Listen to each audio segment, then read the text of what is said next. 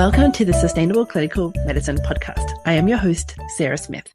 I am a practicing rural family physician and the charting coach.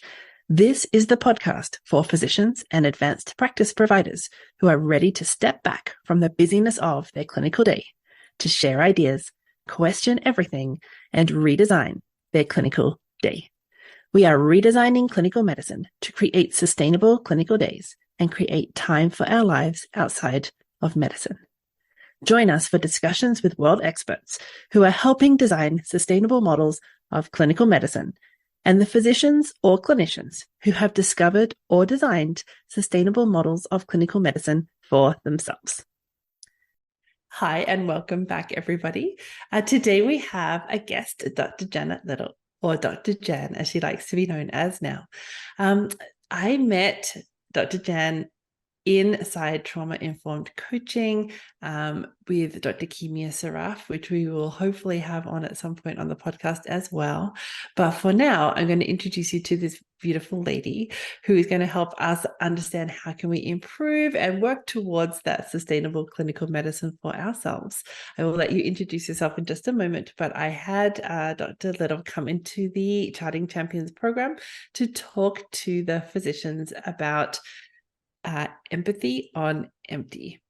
This is the workshop that we did together, which was super valuable to the members. So we're delighted to have you back for another conversation. So welcome, and I'll let you introduce yourself. Thank you for having me.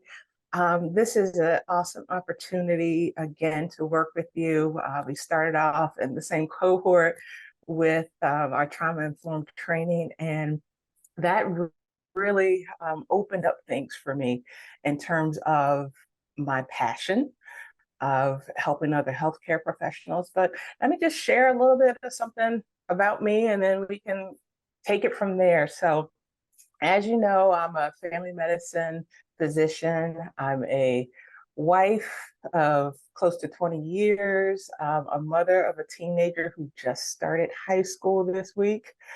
And I'm also a trauma-informed resilience coach and speaker. And while many know me as helping countless patients as a doctor and numerous professional men and women achieve prosperity in their lives through their coaching process, my life wasn't really always that way.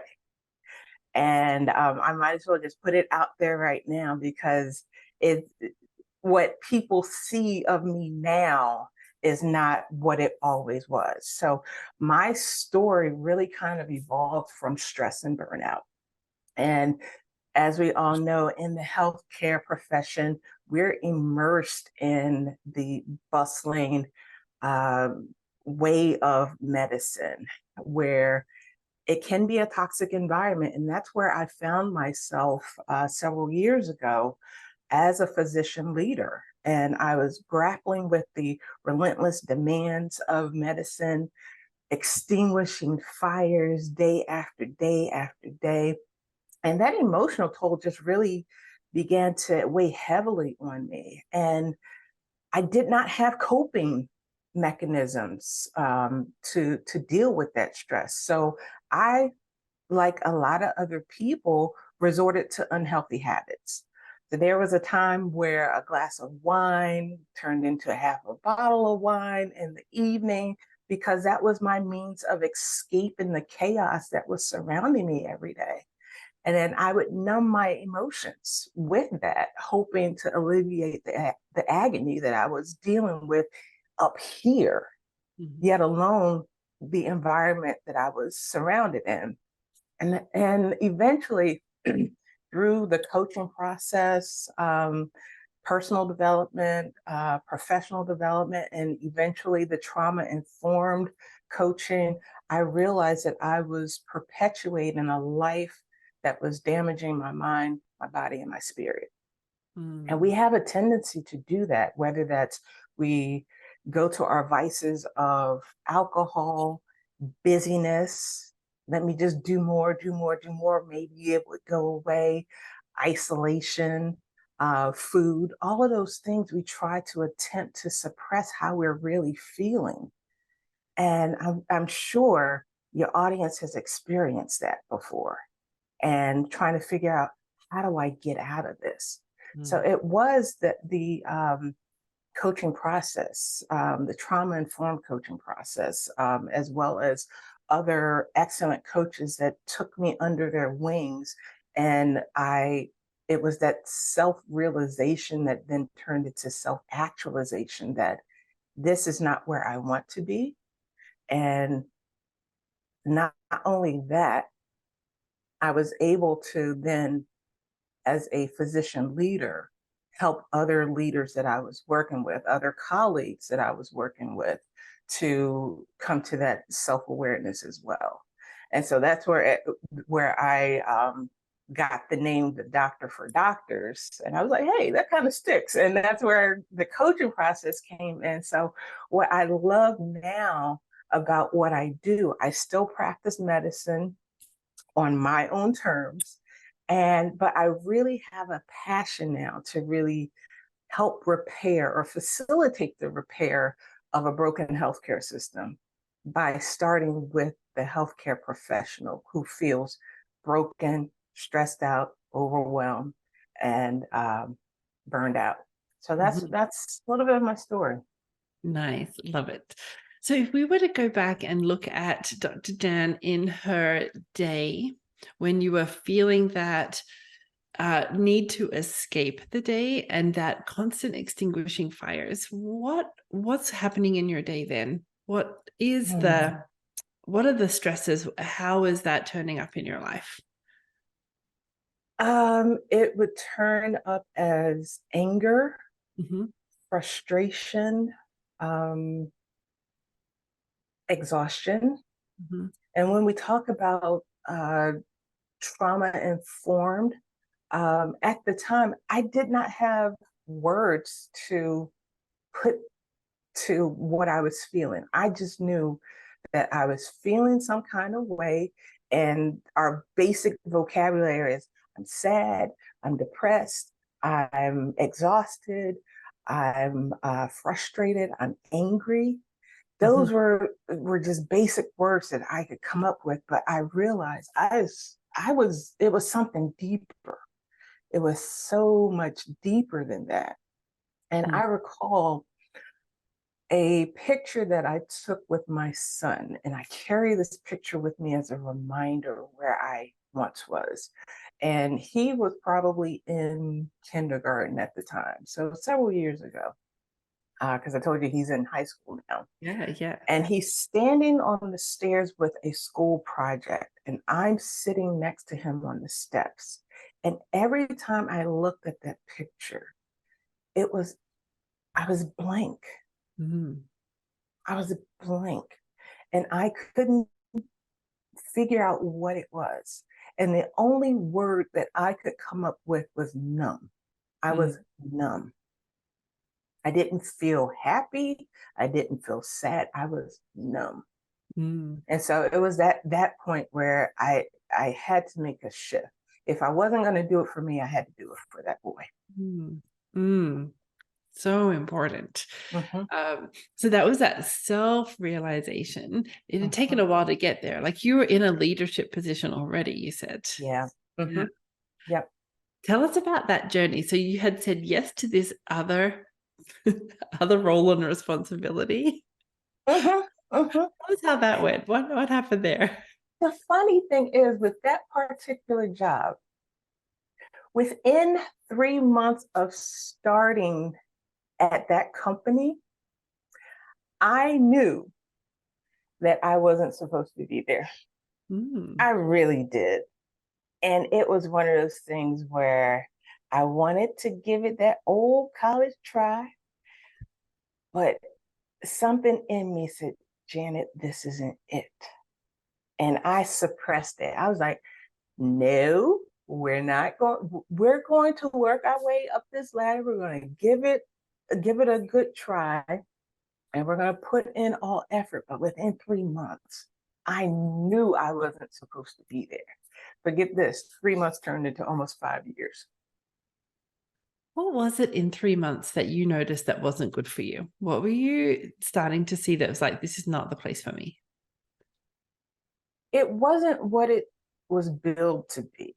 So, but I have a story behind that. So the interesting thing was that once I got there, because I started off as a medical director for an individual center, and it was just chaos. It was chaos, and I don't do well in chaos. I am one for my peace, and it was just the day in a lack of resources. Um, it felt like a revolving door of people quitting. It was just like on a regular basis, somebody was quitting, whether that was a medical assistant, a front office staff, or the providers. And so it was one of those things where it's like, this is not sustainable. And the reason why I stuck around beyond those 3 months of knowing, one, I definitely wanted to give it a chance because I felt like I had something of value that would help the organization. And within 6 months of me being there, my boss resigned. And the writing was on the wall. And fortunately, they asked me to take on that leadership role to replace her. And that turned into being the medical director for the region. So I went from one center, and within 6 months, I had about close to 10 to 12 centers. And then that exploded when the organization reorganized, and my territory then increased to multiple states, centers within multiple states. And I recall going to a leadership meeting for the organization, and they were taking questions from the audience, and I had my hand up for minutes to ask a question, and the VP was on stage, and he was about to wrap up, and I was just like, I have a question. And finally, let me ask my question. And I said, you have this room full of leaders here. What are we doing as an organization to ensure that what we're learning today continues after we leave here? And it was crickets in that room. No one had an answer. And mind you, I was sitting at the table where the chief medical officer was sitting right behind me, and some of the other leadership was sitting well within my range. No one had an answer. No one. And then the VP on the stage said, well, now that we don't have a leadership development department, you can go to HR. And I was like, the writing's on the wall. And I was just like, okay. So that's when I took it upon myself to do my own leadership development. I wouldn't say I paid money, I invested in myself to get leadership training because I knew that they were not going to provide it for me. And it was there where I was like, wow, this is a whole new world for me. It sparked something. And once I started ingesting all of that leadership information and bringing it back to my teams, it was a different environment, but I was still in that toxic environment. So it was just like being in the cage. And I'm like, I need to get out. And eventually, as I did more investing in myself, not just with professional development, but with personal development, that's where that self-awareness, that introspection, that was just like, this isn't it. There's got to be something else for me. I find it fascinating that you've come into this organization as a family physician, but with some previous medical director position. Is that correct? Mm-hmm. Yeah. So you weren't just family doctor, you'd also had a previous medical director position. Come Right. into this organization, see staff leaving, high staff turnover, then your boss leaves. Obviously, they're not able to. Two of my bosses left. stay within this organization either. You're tasked with, okay, make your little clinical home functional. Mm-hmm. Will you take this, mantle? Mm-hmm. And Mm-hmm. then now do that for another 12 centers. Mm-hmm. What did you start to notice about your little clinical home? Where did you start within that space? You said you were extinguishing fires, Yeah. right? So what was that original small clinical moment that you had? Were you looking to make changes? Um, I really wanted to make foundational changes in terms of how people saw their role Mm-hmm. in the organization and not feel like they were just a number, that Mm-hmm. they mattered. Okay. So you brought the mattering in Yeah. locally. Love it. Mm-hmm. Mm-hmm. So important to value our team and the roles that they're playing and helping them Exactly. recognize their piece, their important piece within the structure. Yeah. Mm-hmm. Because when Mm-hmm. people feel like they're just a cog and they're not doing anything important. Exactly. Exactly. Yeah. Exactly. How on earth did you see patients and look after 12 different clinics? I burned out.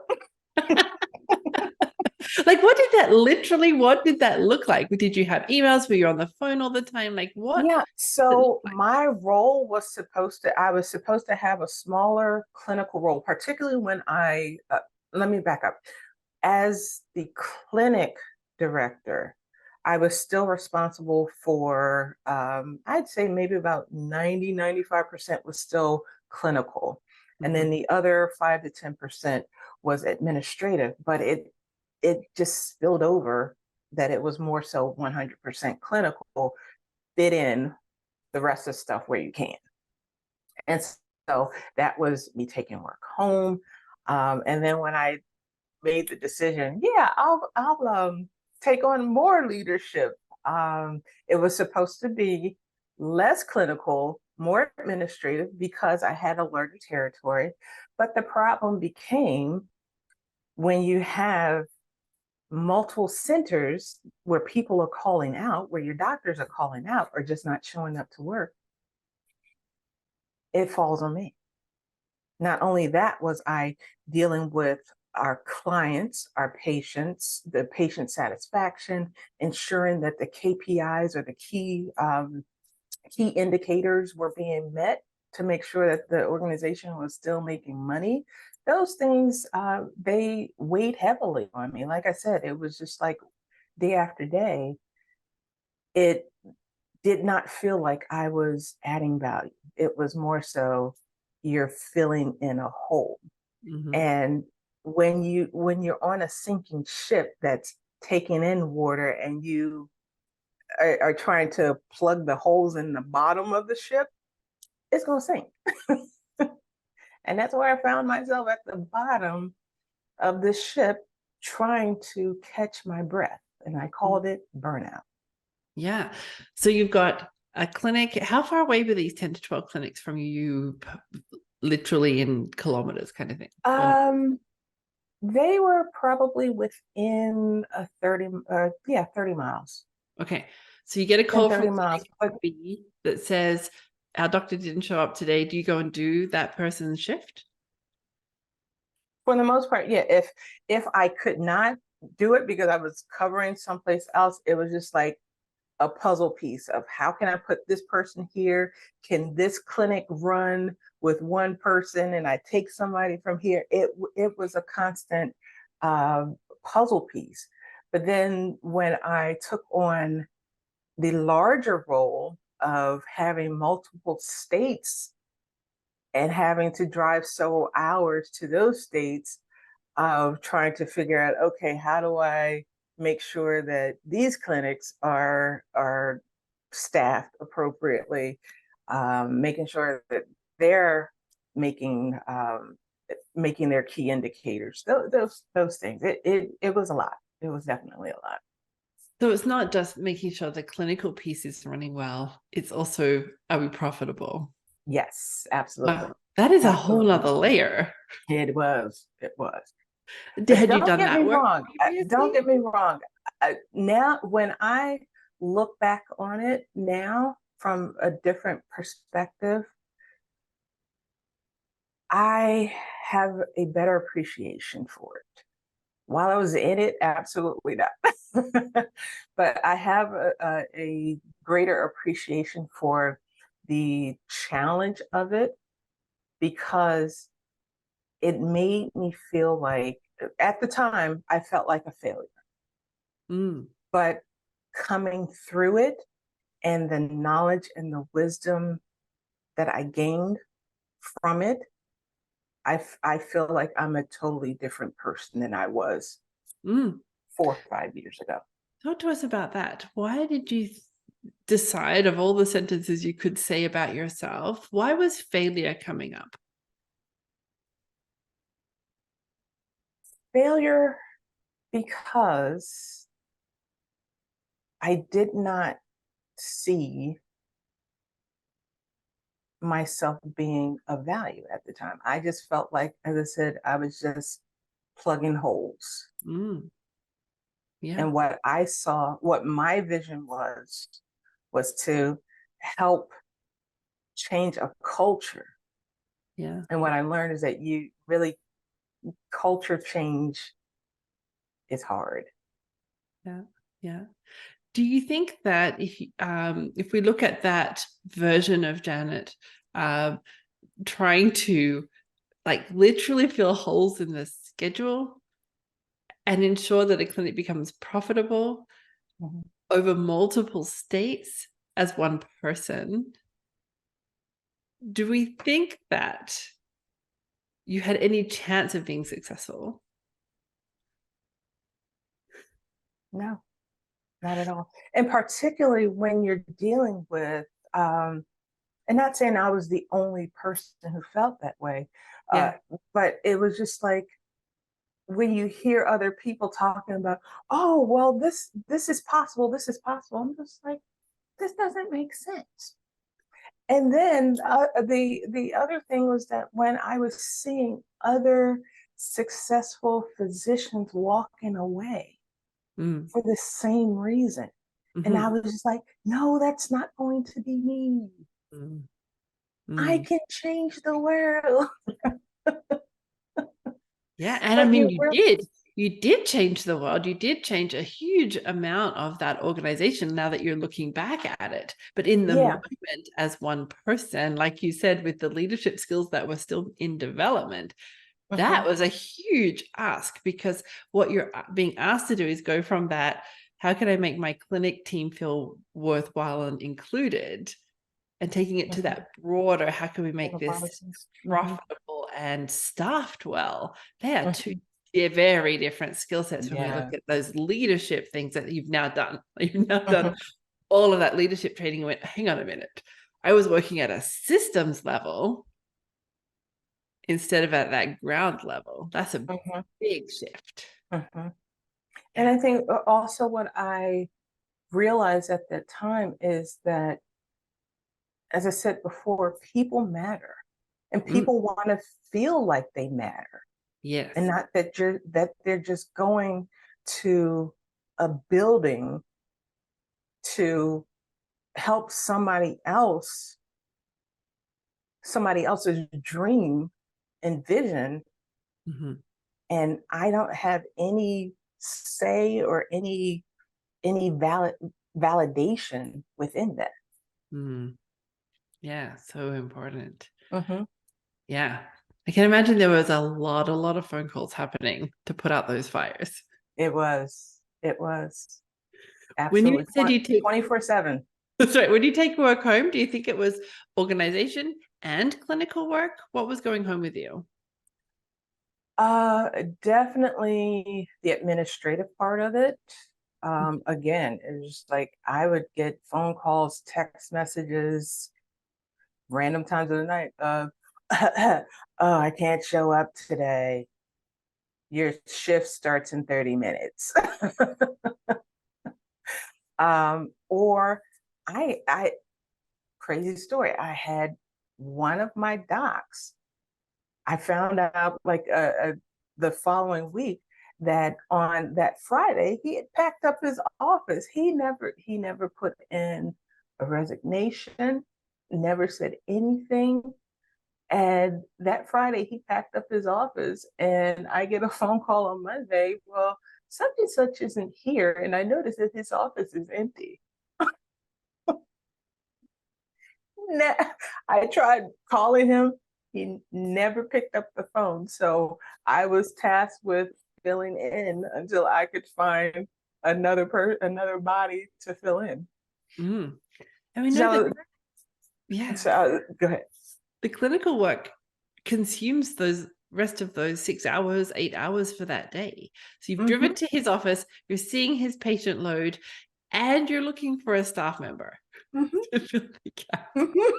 Did you sleep at all? Not well. Not That's what well. I'm noticing. Like, we're asking you to be at least two different people here.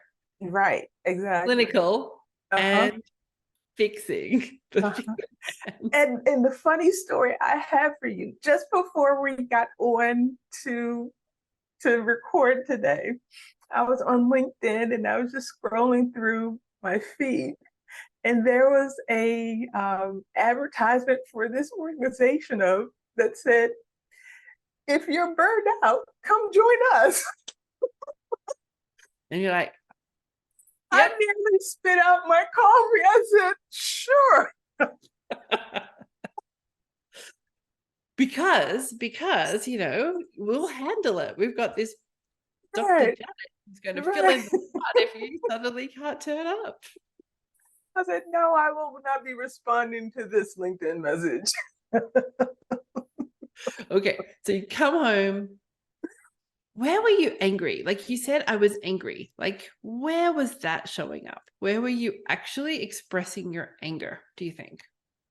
I definitely tried not to express it with my son.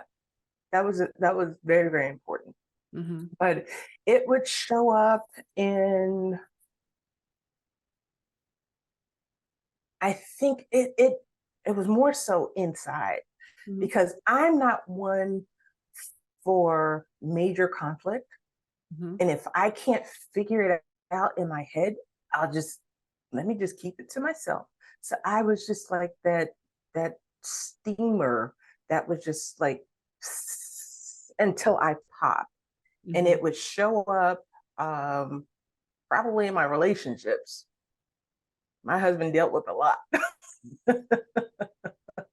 And so it was like one of those things. So it was a slow burn, and then I'd pop. And I think that anger, in order for me to suppress it, I would isolate. And as I mentioned, whether it was that glass of wine to kind of numb it so that I didn't have to feel it, that's kind of where that came from. There was also sadness. I wouldn't say I was depressed, because it was always situational. I was in a situation. I'm not depressed about life, but being in this situation is just really, really making me deeply sad. And I think having the outlets of coaching really helped me. Where did you fit coaching in? Where did you fit training in? Well, like, where on earth did that fit in? Driving in the car. Instead of listening to music, I would have podcasts on. I'd have something, an audio book, something that helped me stay hopeful. Because there was many a time, and I've shared with you enough stories that made me feel hopeless. Yeah. And so that was really what kept me going, was filling my mind with other things other than the situation that I was in. Yeah. Yeah. Who was noticing how much pressure you were under? Everyone. I think everyone, but I hid it pretty well. And I wound up maybe within my last year taking some time off, almost a month off, Mm-hmm. um, to really kind of reassess where I was. And I thought going back into it that I wanted to give it one last try. Mm-hmm. And when my supervisor asked me 3 times, she was like, Janet, are you in it? And by that third time, I was like, you know what? Nope, I'm not. And I explained to her, I was just like, I don't understand how you can continue. This is not sustainable. Not absolutely not sustainable. Um, and I think as I became more aware of the coaching process and being able to listen better and to recognize different cues, whether that's body language or the language people were speaking, it I could tell other people weren't happy. Mm. A lot of them would definitely would either blow up, not show up. So all of those things were already present. Mm-hmm. And what really made the difference for me shifting, making that pivot to say something has got to give was a series of over a series of, I want to say 6 to 8 months. Mm-hmm. In 2017, my mom, that summer of 2017, my mom was diagnosed with stage 4 lung cancer. And that was kind of the impetus for me saying, life is too short and something has got to change. Mm. And within probably December of 2017, my best friend, same age as me, she found out that she had breast cancer. And the day before she was supposed to go into surgery, she found out she was pregnant. Mm. That was the next impetus. Mm-hmm. Yeah. And then within 4 months of that, between 4 to 6 months of that, uh, of my best friend finding out she had cancer, one of the physician assistants that I'd hired in February of 2018. You know how when you start a job, you don't have medical coverage.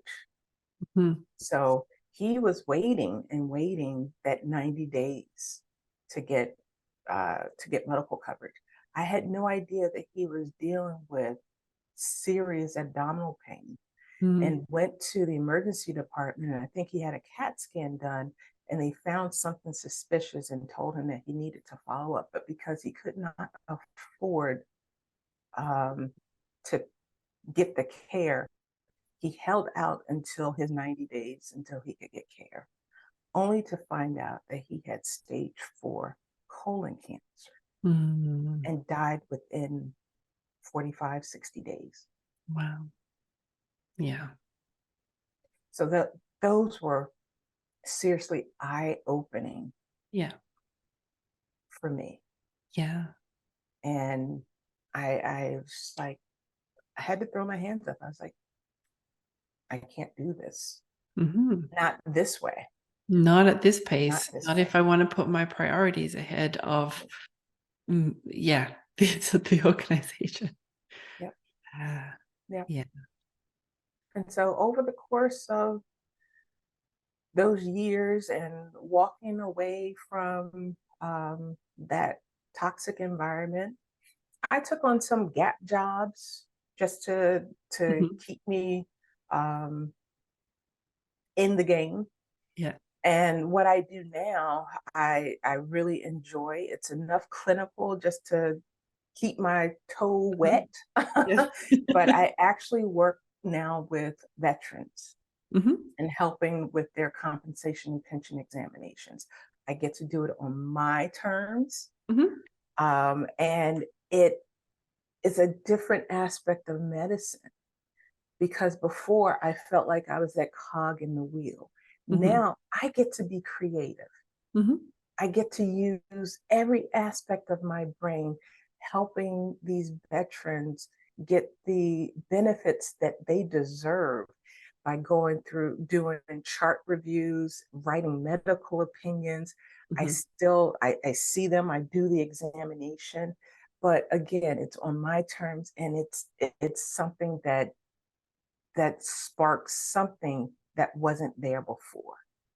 Yeah. So I enjoy it, and then I also do my coaching and help with Yeah. other clients. So tell us, if you are seeing, like, if you wanted to give advice to Janet, who was trying to hold an organization together with sticky tape, or you're seeing your physicians or clinicians that you're now seeing kind of in the middle of that messiness, what do you notice that you start with? Like, how do we start to help that person who's feeling like they are a cog in a wheel, or they're extinguishing fires, or they're trying to hold an organization together with Mhm. very little resources? What is the helpful, where do they start? It starts within, Yeah. and um, I I want to say I'm definitely a proponent, because I have to preface this. I want to say self-care is definitely important, Mm-hmm. but it has to go beyond setting goals. It has to go beyond the massages and dealing with the surface stuff, Mm-hmm. so Mm-hmm. to speak. Yeah. You have to go deeper below the surface. And from my own experience, whether you choose to go the therapy route or the coaching route, or a combination of both, Mm-hmm. it's not going to be glamorous. Because I think most people are, oh, just give me some goals. I'll set this SMART goal, and I'll exercise 4 days a week and this, that, and the other. But if you're not digging deep to get to the root cause of it, it's just going to manifest itself in different aspects of your life. Mm. So starting within.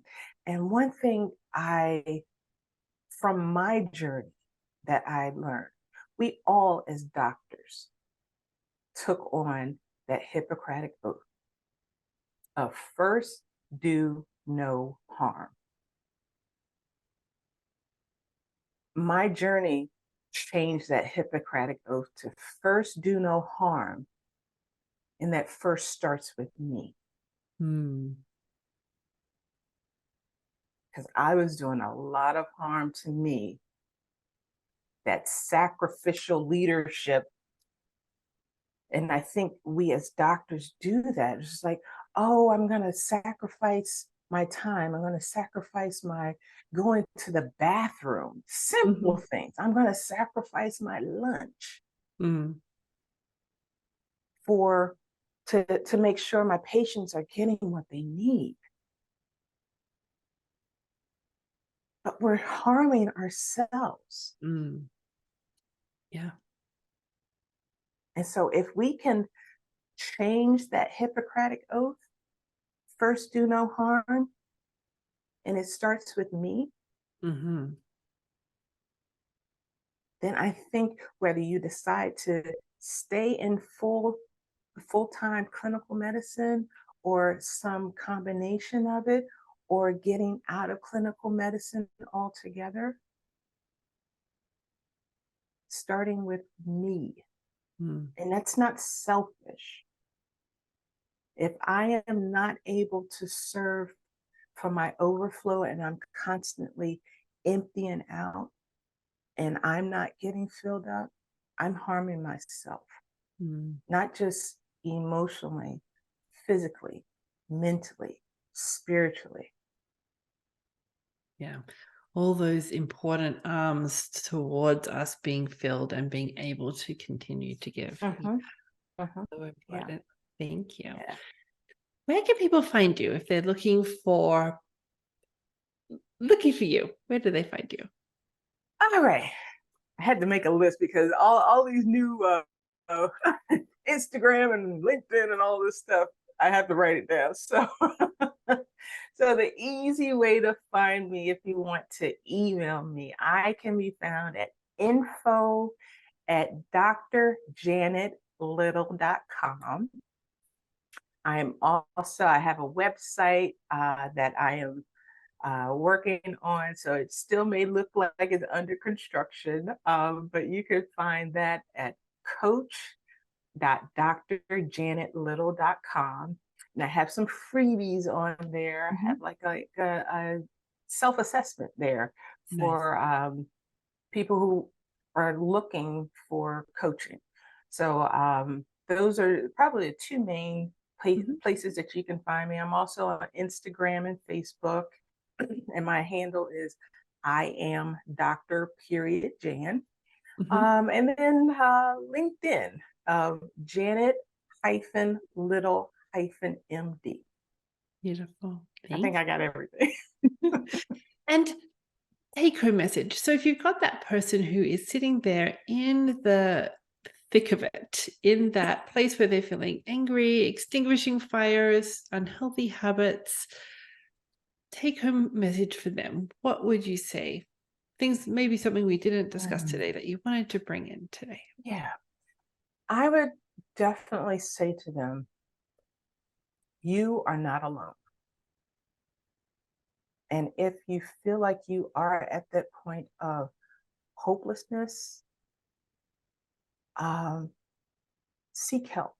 And one thing I will say in regards to seeking help in medical profession, there's that stigma of seeking help because it looks like you're weak, or they kind of weaponize that resilience. So I would say, even if it isn't, because commonly people are more apt to going to a coach versus going to therapy because of that stigma. But if you are able to find a good coach who then recognizes that this is beyond right now what coaching can do, and that therapy is necessary either as individually or in conjunction with coaching, then you have yourself, or you found yourself a good person. And I definitely, if it's okay to your audience, to offer them, I offer clarity sessions. If they are seeking some kind of help or just need to put that out there or feel like they need a safe space. I knew I did not have a safe space going through my journey until I found my coaches who could hold that space for me, that allowed me to get all of that anger out, that allowed me to name what I was going through. And then once I was able to open that space up, I was able to now fill it with the things that was important to me.